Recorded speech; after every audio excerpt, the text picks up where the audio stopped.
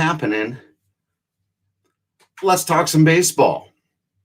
Been a little bit since I've done a noon o'clock hour Q&A, random topics with everybody. Figured we'd do one of those.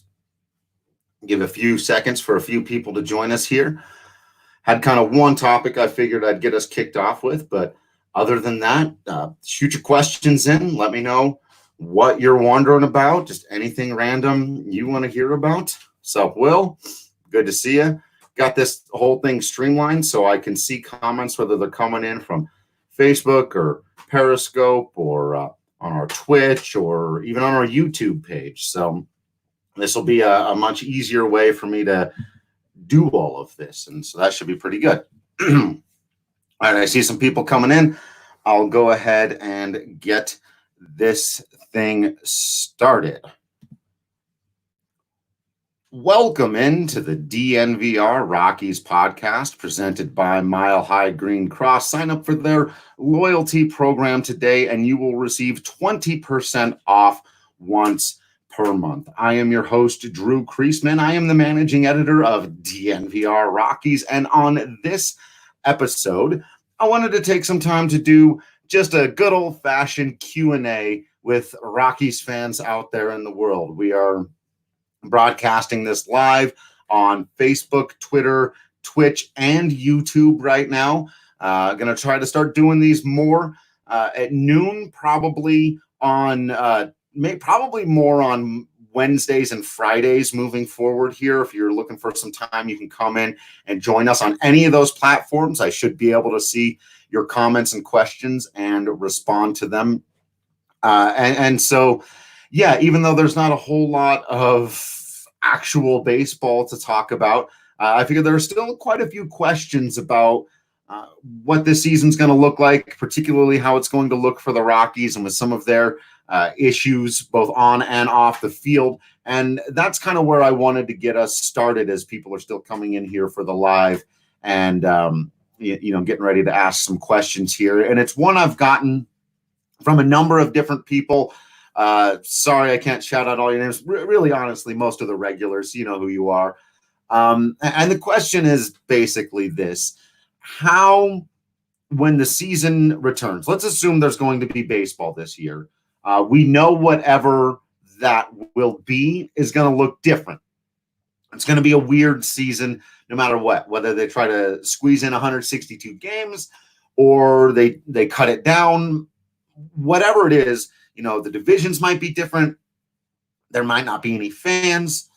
And so the question, really, the biggest storyline for the Rockies, that's obviously not health and all the real world stuff, is how does this impact the Nolan Arenado situation? Because before all of this happened, right, here's where we were. For a quick reminder for anyone, I'm not going to run through the events again. I'm just going to say basically that the Rockies had, it seemed to me like this is what was about to play out. The Rockies were going to give themselves this season. Nolan's under contract. He's not going to quit on them.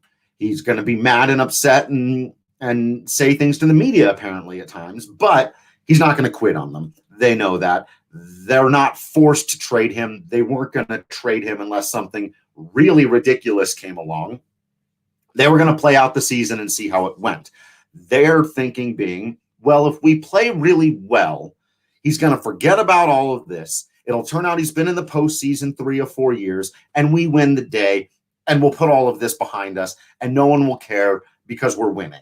And if it goes the other way and we have a really bad year, then we know he's going to be kind of done with us, and maybe that's more of an incentive to trade him, and he's such a good player that it's not like they're going to lose leverage in the meantime, right? So that was kind of it was a wait-and-see moment. And I had talked a lot about how, in particular, the first month of the year was going to be incredibly important for the Colorado Rockies. But here's what's weird now. It's like when they come back, I'm starting to feel almost like the opposite, because I don't know how many conclusions Nolan Arenado, success or failure, is going to be able to draw about the Colorado Rockies organization based on their ability to compete this year, right? Like, let's take 3 sort of extreme scenarios, right?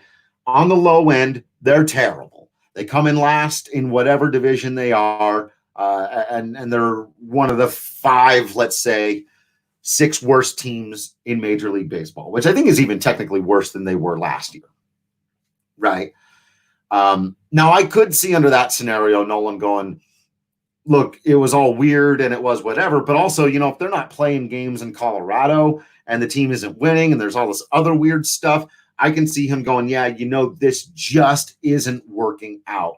But even then, I can see him going, that was super weird and we're going to let it play out. And I don't want to be the guy who comes out, if the season is played out and it ends in October, that doesn't mean that all of us are out of the woods. Well, more than likely, if that gets to happen, it will happen without fans. And so I don't think Nolan Arenado wants to be a guy who, during a winter where people are still very much struggling with this and the country probably still isn't 100% reopened. I could be wrong about that. But it'll be in the immediate aftermath. Like, life isn't going to be back to completely normal. And him coming out next November and December and saying, see, I told you so, the Rockies suck, I want to play somewhere else, seems unlikely. And I don't think it would be received well. And it may still be in everyone's interest to try to come together and make some sort of amicable separation here. But, and going the other way, let's say the Rockies are either right in the middle, then you're just totally stuck. You don't know what to do. If they're a mediocre team in a really weird year, I don't know what conclusions you draw from that. But even if they're great, like if they win a division that has the Cubs and the A's and the Giants and the Diamondbacks in it, and they win that division, and then they maybe even get into a second round of whatever the postseason looks like because they get hot at the right time, and Marquez and Gray are pitching really well, and everybody's kind of hitting and doing their thing. Is Nolan going to turn around and go, well, I was wrong. Actually, before all of this happened, the Rockies had built the talent to be perennial contenders, and I expect that the success from this super weird and condensed season is going to continue into the future. I really have no idea how you draw conclusions from that either.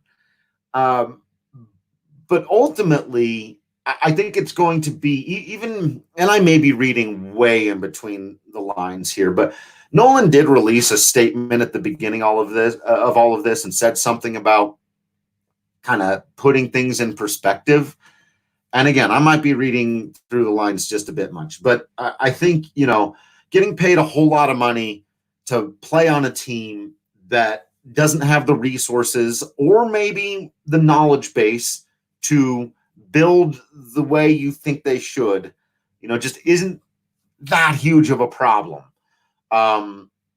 I think we all come out of this whole thing with a little bit of a different mindset. And so it's going to be very difficult. It's going to come down to the person. And that's what's so interesting about this game. There's your human element. Forget about umpires calling balls and strikes in a totally ridiculous fashion. You want human element in the game of baseball. This is it. How does one of the most important players in the game today and one of the most important and best players in the history of an organization respond after an event like this? And to what extent are his priorities before this going to be the same as they were after?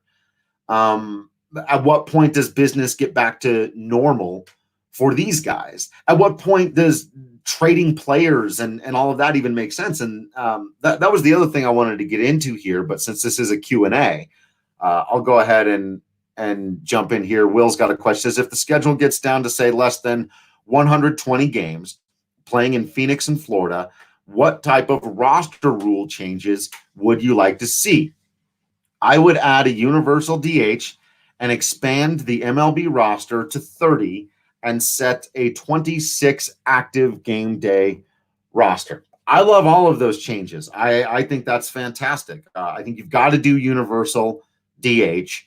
And I think that that's coming anyway. And, it's almost like with the electronic strike zone. I think both of those things are coming. You may as well implement them now during a season that's going to be super weird anyway. You just rip the Band-Aid off on all of those things. So, yes, universal DH, electronic strike zone. I'm with you on the rosters. I might even say, depending on what they do, you're saying less than 120 games. In how much time is there going to be, are there going to be a bunch of double headers? Because if there's going to be a bunch of double headers, or maybe if you say on days where there are double headers, it's a 27-man roster. And so, something like that. But we're in the same neighborhood here. I think we're working on the same basic concepts. What else outside of like roster and rules stuff could you do? I think those would probably be the main ones. Yeah, if I think of anything else, I'll as we're going through here, I'll let you know. But I feel like you've pretty much got it nailed down there. You'd have to limit probably if, on days when there are 27-man rosters, you've got to limit how many pitchers you can carry, stuff like that. You don't want games getting totally out of control there. But yeah. And Jacobs Riley asks, does losing a season hurt teams with big names and contracts or teams trying to develop their farm? I mean, yeah, and one of the ways, getting sort of back to the Nolan Arenado conversation, and this applies to everybody, but this counts as a year on their contract. So Nolan will be, whether games are played or not, or just a handful of games are, Nolan will be 1 year closer, and at the end of this season, he'll have 1 year left before he can opt out, right? The infamous, I should say, opt out on his contract will come after the 2021 year. And so that hurts the Rockies because it cuts down their ability to prove to him that they can compete, however much they're losing this season. And farm teams that are trying to grow those guys, is a year of development. It's very difficult to lose a full year of development on top prospects at a time, at this particular time. If you had a guy who was getting ready to make his major league debut, that's even rougher. For example, a guy like Brendan Rodgers is losing extraordinarily valuable development time, and that's brutal. And he's getting, and like the rest of us, he's getting older. So it's probably across the board that stuff evens out a little bit. Some teams have more guys on big contracts who they're basically paying to get a year closer to free agency or being able to opt out. Some teams have stronger farm systems, that are losing out on that year of development. That probably hurts more, though, honestly, now that I think about it. I think losing out, if you've got a really good farm system right now, you're losing a year of development on a whole bunch of players. And, it's really difficult to get that back at that age. Those are extraordinarily valuable years, and it's tough when you interrupt them. You see it when it happens with guys that get hurt. It's just tough, man. So we'll see what happens.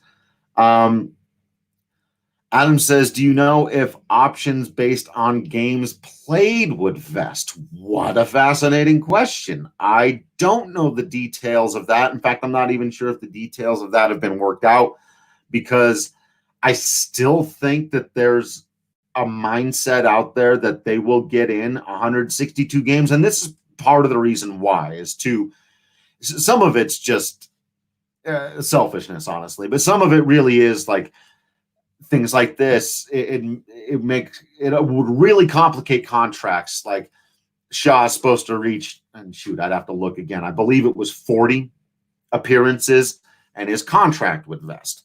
But if we're playing an 80-game season, now Now it's really unlikely he's going to make 40 appearances. He wasn't going to appear in half the games the Rockies played anyway. So yeah, I don't know the answer to that. I will try to find out the answer to that, but my guess is that that's being worked out. And if they get in 162 games, things will stay. If they have to play a truncated season, honestly, it's going to be tough to get the players' union to agree to any kind of scaling down of those kinds of things. So it's kind of like with the contracts, because of the way they've already worked out how like pay will work, that that, like I said earlier, that Nolan is now a year closer to being able to opt out. Anyone who was set to be a free agent, this is going to hurt some teams. I'd have to look at the list again, but all the guys who were set to be big free agents this upcoming offseason are still going to be free agents this upcoming offseason. And so my mother asked, what about the trade deadlines? And they're going to have to set that, that'll all have to be determined, I presume, when they decide when baseball can actually come back, how many games there will be. If they're going to try to squeeze in 162, but with some double headers and some slightly larger rosters and do something like that, then you just kind of stick. I mean, anywhere you're going to have to stick the trade deadline roughly halfway through the season, right? But there still needs to be a trade deadline, and there still needs to be a possibility for trades and for teams to, especially if guys are still going to be free agents and you've got this whole Nolan Arenado situation, teams need to be able to maneuver in and around that. It's part of the game. You can't just bring back baseball, not any of the business of baseball. So yeah, I mean, you've got to do that. Let's see here. Lisa asks, what's going on with the bar? Right now it's just rough. It's just sitting there waiting for us to come back. But it's going to be amazing when we do come back. I'll tell you that much. It's going to be amazing. And another thing that's going to be amazing when it comes back is Colorado Raptors rugby. I don't know if you've ever checked out rugby, but it is awesome. Colton Strickler is our guy here on the DNVR beat. He does a fantastic job with the podcast. He'll take you through some 101 so you can learn the game. He'll get you interviews with players. He's got all kinds of great stuff to help you learn about it, to help you love it and enjoy it. It's really easy to jump into if you're new. It's the perfect time to learn something new because rugby is starting to come back around the world. So if you just need some live sports, go listen to the DNVR Raptors podcast as soon as you're done listening to this. Follow them on Twitter. You'll learn all about it. You'll have a lot of fun. And there will be sports back in your life, at least a little bit. All right. Will says, I saw somewhere that shortened season would affect those games played contracts by the same percentage of games removed. See, that makes sense to me. And I think that would be fair. I can see why the players' union wouldn't want to agree to something like that. Because take, for example, Brian Shaw, and put aside any, fan feeling, as much as you can, put aside personal feelings about Brian Shaw. It is in bad taste, and you get in a lot of trouble as a team if you were to say, throw him out there for 35 games and he's doing okay, but not terrible. And then you cut him right before he gets to that 40 game mark. The Players Association would file a grievance, and rightfully so. They would say he was cut just so they didn't have to honor the contract, even though he belonged on the team, was at least good enough to be there, as they proved by pitching him for 35 innings, stuff like that. And doing this could just exacerbate that problem, right? You have fewer number of games, and so it would still be reasonable. So let's say they play half a season, and so everyone's stuff gets cut in half, which means Brian Shaw needs to make 20 appearances. Well, that's very few. And if you're trying to be earnest about, the Rockies still aren't 100% sure about who could take over for him in the bullpen. Is he one of their five or six best relievers? No. Is he seventh or eighth? Arguably. I think the Players Association could make that argument that he certainly belongs on the roster as much as Tyler Kenley or some of these other guys that have been brought in. Jose Mujica, blanking on some of the names now because it's been a minute. But so let's say the Rockies go, well, we got to see if he's got anything left. And he did have the resume. And he was better at Coors last year. And now we're kind of taking the whole Coors thing away. So maybe the Cutter's just going to play because we're playing all the games down in Florida. If it's a toss-up between him and these other younger guys, and they've got options, you want to have more people around. You say, well, okay, we'll give him. You can't give him 5 appearances. 5 appearances isn't enough. He could be really good and fool you into thinking that he's good in 5 appearances, or he could be really terrible and fool you into thinking he's worse than he actually is. So you give him 10. Well, now 10, and you're halfway away from him getting to his vest. And so if you give him 10 and he's mediocre, and then you decide to cut him to bring up someone who's younger and hasn't been really blown away in whatever minor leagues exist during all of this, I guess they're all out playing on the backfields. I have no idea how the minor league system is going to work during this. But yeah, then the Players Association is going to rightfully, even though he's only pitched in 10 games, say, look, you got him half the way there. And you pitched him the 2 years before that. So we feel like this is a grievable situation. And I don't know how an arbiter would, look at that. A third-party judge, I don't know. That will be really, really interesting because, yeah, on surface level, Will, I think that makes a ton of sense, right? And I think if you go the other way, then there are going to be players who are in a really tight spot as well. Players and teams, it's going to be tough. There's no perfect answer to this, but I do think that that's probably the right way to go. And all of these extenuating circumstances will just need to be taken into account in situations like if the Rockies were to pitch Brian Shaw 8 games and then cut him. What happens? I don't know. Especially if he's not terrible. If he's terrible, it's going to make things, it's going to make things, everything's going to be complicated and weird. And we're all going to have to learn it together. Lisa, I understand that inclination. She says, if I don't want a season if fans can't go. I do. I understand what you're saying. I would rather them play baseball. And yes, Mom, I think all games would be on TV, or almost all the games would be on TV. They'd have to make them readily available for this reason, because fans wouldn't be able to attend. And I just would rather have it. But it also needs to be safe, and there need to be like tests available, and it needs to be okayed by the medical experts. But yeah, I like I said, I totally understand the inclination to say it's just I want to go out to the ball game, and the song is not take me at home to sit on my couch at the ball game. That's not how it goes. Take me out there. Go to the ballpark, be outside on a beautiful summer day, the endless sky above you, and all the sounds and the smells and the vendors singing in the crowd, and the popcorn and the hot dogs and the pizza and the beer and all of it. It's as much a part of the game. I mean, hot dogs were literally invented at a baseball game. These things they're not immaterial. So I understand where you're coming from. I don't want to dismiss that feeling at all, because I've felt similarly at times, like, man, I don't know, like baseball played in front of no fans. You've watched Marlins games, right? They're weird. It's bizarre. It wouldn't feel right.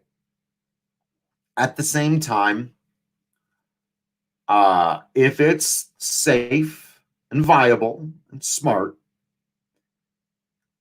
I think we could all use some baseball to watch in our lives. I think that I could use for 3 or 4 hours, Commissioner Manfred. I don't care about pace of play now, though. If we're trying to squeeze all these games in, we probably would. But depending on, just to sit there and to focus on a pitcher trying to beat a hitter and a hitter trying to figure out a pitcher and shifts. And is the baseball back to being normal? And where do you position your outfielders? And is this catcher doing a good job blocking balls in the dirt and holding runners? And how does this electronic strike zone thing work? How does the DH impact teams like the Rockies? It won't have the unique impact I was talking about before with the Coors hangover effect, but do they have a guy like Sam Hilliard, who this season might have found himself starting in AAA just so he could get everyday at-bats because the Rockies were really liking Chris Owings as I think their bench option there. Well, now going back to Will's point earlier in rosters, if you've got 26, 27 guys and you've got a DH, not that I think he can't play defense, but I'll take the 6'5" kid who hits the ball 500 feet, please. Charlie Blackmon can DH, and Hilliard can get into your lineup and into your outfield. How would that impact the Rockies? I think pretty positively. Where under normal circumstances, they were going to have to leave that kid in AAA, but here's the thing. There's 29 other teams in baseball that also have scenarios somewhat like that. We're going to be, and so I want to think about those things. I want to think about the development of Brendan Rodgers and Garrett Hampson and whether Ryan McMahon really is ready to become a superstar and or an all-star, and David Dahl's ready to become a superstar. And, I just Herman Marquez. I want to see Herman Marquez and John Gray pitch again. I want to see Kyle Freeland and whether or not he's got it back. I want to see what this new lean, mean machine called Antonio Senzatella is all about. I was so ready. I was getting to the point where I was more excited to watch Antonio Senzatella pitch than anyone else in the organization with what he was doing, with the way he'd been developing his breaking ball, with the absolute overhaul he'd done on his body. And at 25 years old, coming into his prime, I want to watch Antonio Senzatella pitch. Scott Oberg, who just became a closer. Now, were they really going to give the job back to Wade Davis? We don't know. Worst case scenario, Oberg still has a chance to prove that his season of dominance from a year ago and from the end of the one before that are no fluke, and then he's really one of the best relievers in all of baseball. I want to watch Scott Oberg pitch. So, yeah, it is. It won't be the same. I don't think there's any way, even if they manage to play some games in front of fans. Or let me ask about this compromise. What if the regular season, no fans? But by the time we get to October, we're ready for a postseason that looks relatively normal, and then we can bring back fans. That would be amazing. I don't know enough about, look, I'm a baseball analyst. I'm not a scientist or any of those things, and you don't expect me to be. But that would be acceptable, right? Play the regular season with no fans, but then let's get a postseason. Get fans out there, especially if the Rockies are in it. Excuse me. There's snow on the ground out there. Endeavor Rubber Company is your one-stop shop for anything snow plows. They cut those blades to be any length, slotted to mounting for your needs at exact specifications. Go to drcfirst.com/DNVR. You can get those custom gaskets, hoses, Number is 1-800-259-0010. And again, it's drcfirst.com/DNVR. Make sure to tell them who sent you. Space Ghost, Coast to Coast. The symbol on my hat, yes, is our DNVR symbol. That is our other one, just our logo. This week at our store, I think the deal is that you get half off any shirt when you buy a hat. So yeah, and you can see the logos on the sticker pack behind me. Those are like $5. The DNVR logos. Nolan Arenado doing cool stuff. Tony 2 bags. Mustache says 2 bags. Or don't dash on the stash. That's right. 2 bags on the hat. Yeah, we got a few other pretty cool hats. I love this one. I wear it all the time. Probably a bit too much, but I've also just very recently become a hat guy. So, no zealot like a convert. Just like I'm just wearing hats all the time. But I enjoy this one. We've also got one with just the DNVR across it. I like the flag. I think is what we call it, our flag. We got to get one with the mascot. Have you guys seen Knucklehead? Knucklehead, the mascot, is a pretty fun and interesting thing that we've done.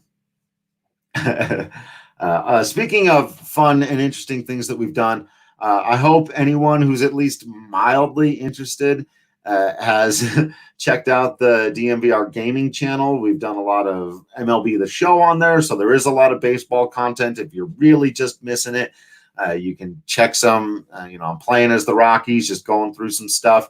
It's been a whole lot of fun doing that with people, of course, and then when I lose, we all lose together, and you go, the bullpen blew it again. It's just like in real life. So that's right, Zach. The Rockies are tied for first in the NL West. No doubt about it. Absolutely true. And will be for at least a little while here into the season. So who knew? Then there are the other questions. Like, I've never bought into the idea that a June swoon. In fact, I've run through the numbers on this before. It's kind of an urban legend that the Colorado Rockies always go through this swoon in June, or typically that they kind of fall apart in the midsummer months, that it's their modus operandi, if I may bring in some Latin, to start strong and then fall apart. And while there's definitely been some seasons where that has been the case, there have been almost as many seasons where they've started poorly and finished strong. When you go back and look at it, I do think that June is the month in which they have their worst winning percentage, but like by just barely, by a statistically insignificant amount. They're not any worse in June than they are really any of the rest of the time. But I do wonder things like that, or like the things we all sort of mostly believe to be true, that the Rockies are going to have a big swoon in the middle of the season, whether it's June or not. Do they have this big middle of the season swoon? It sure does feel like they often do. Would that happen in a condensed season? How much of that is related to the travel that the team has to do? That's quite a bit more intensive than most of the other teams in baseball. Not being able to beat the Marlins in Miami. They're not playing any games in Miami, or just kind of where are some other places that they've struggled, right? St. Louis is a place that this iteration of the team has had a hard time winning games. It used to be Washington until these, actually 2 years ago, they handled Washington really well. Last year, their season kind of fell apart in a 4-game series at the Nationals, who it turned out went on to win the World Series. So I just think stuff like that's going to be really interesting, like to watch, like, for example, let's say, like, are they going to play series in this shortened season? Let's say for some reason the Rockies would have a 3-game set at the Marlins. I haven't looked at the divisions. Let's just assume that's possible. And it's at the Marlins, which is really just a little bit further away in the Phoenix area at whatever their spring training facility would be, right? But what if they lose 2 out of 3? What if the Rockies are playing really, really well and they lose 2 out of 3 to the Marlins in a 3-game set? Can we say it doesn't even matter that it's not in Florida? The Rockies just can't beat the Marlins on the road? Like, we will. That's exactly what we'll say. That kind of stuff I think will be fun and weird and interesting and different. So, yeah, I'm real curious about all those little storylines, players that typically perform well in different ballparks that they're not going to be visiting. And of course, all the Rocky stuff that we've talked about before when it comes to the Coors Field hangover effect and all of that stuff. If almost all of the Rockies hitters have career years, I think we're going to have a strong bit of evidence to suggest that the Coors Field hangover is very real and that it stops guys from reaching their full potential, at least from a statistical standpoint, or it stops certain guys. There may be some guys who, it doesn't show with, and maybe it's more of a true talent revealer. That would be interesting as well.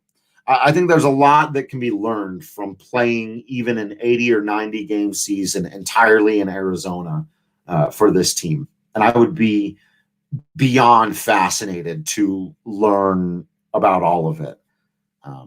I would be very, very excited to do that. So I've got to log off now because other people are going to be using the live streaming service. We've got a lot of these live videos going on. So if you're not sure what to do with your quarantine time, if you feel like you just don't have enough stuff to watch or whatever, be on the lookout for all of this DNVR stuff. We got videos. We got all the stuff on the Twitch channel, like I said. If you're into any of the other sports, there's just going to be that much more live video. We're going to have ways to be talking about more TV shows if you want to do group watches on that. If you haven't swung by the lounge yet, that's our Discord chat for members. If you're not familiar with what Discord is, it's basically just a chat room that's easy to navigate where you can come hang out with us. And if you just want to hang out with the Rockies people, you just go into that room and it'll be me and Patrick and a bunch of the Rockies fans that here from Twitter or Facebook or wherever else you may know them, or maybe you'll get to meet some new people. But if you're a member, just go to the site, the DNVR.com, and find the lounge. You'll be able to find the invite to the Discord there, and then you can come on, talk to us, ask us questions, talk to each other, figure things out. It just creates for an excellent community. And it'd be great to have anybody who hasn't yet gotten involved in there. And then if you're into the gaming stuff, if you're into TV, in our regular members chat, lately people have just been showing pictures of their dogs. And so, you can do that. Come show us a picture of your dog, your cat, or whatever. And so, we're all trying to get through this stuff together. And I think this is one of the ways we can do that. You can give us suggestions on what other kind of content that you wanted to see. And yes, Wild the Innocent, the whole DNVR team is working on NFL draft coverage. I don't know anything about college football, and I know very little about the modern NFL, but I will be helping out. I'll be scouring for comments and fun quotes and be providing them to the people doing the live show. You probably won't see me on camera during that event, but I'll be running around behind the scenes trying to provide people with quotes, transcribing things, kind of checking out the coverage, hopping on Twitter or in the Discord. That's probably where I'll be a lot, is in our Discord chat, seeing what all of you are talking about and kind of picking out whatever I think are the best things that RK and Zach and Mace need to hear because they're the experts, and I'll say, hey, yo, Wild the Innocent was on the Discord and he had this thought about the guy that the Broncos picked and you haven't talked about it yet, so here's the thing, and I'll throw it to them and then they'll talk about it on the air. So that'll be my job during coverage. I think it's going to be a whole lot of fun, and yeah, those are the kinds of things that we're really excited to be doing. And for example, if you're not into video games at all, you can still follow and sub to our Twitch channel, because one of the things we're going to be doing is just like